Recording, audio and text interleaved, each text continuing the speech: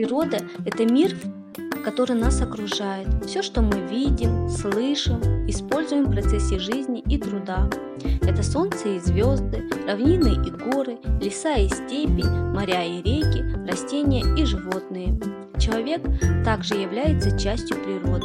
Все, что необходимо ему для жизни, он получает из природы: пищу, одежду, топливо, лекарства, сырье для работы фабрик и заводов, строительные материалы. Природа – источник силы и здоровья. Человек пользуется чистой водой и дышит живительным воздухом. Человек и природа неразрывны. Человек не может жить без использования природных богатств, не изменяя и не преобразуя мир вокруг себя.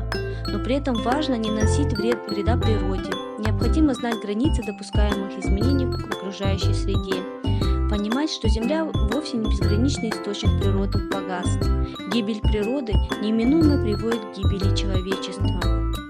Среди глобальных факторов уничтожения природы, оказывающих патогенное воздействие на организм, следует прежде всего выделить загрязнение атмосферы, истощение и отравление источников чистой питьевой воды, загрязнение и эрозию земель.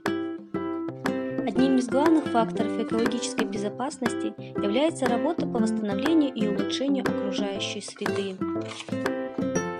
Поэтому следует позаботиться о том, как сделать наши города и села чистыми, зелеными, красивыми, как защитить окружающую среду от загрязнения, как спасти наши родники, реки, водоемы, растительный и животный мир от гибели. Беречь и приумножать богатство нашей земли – доля каждого.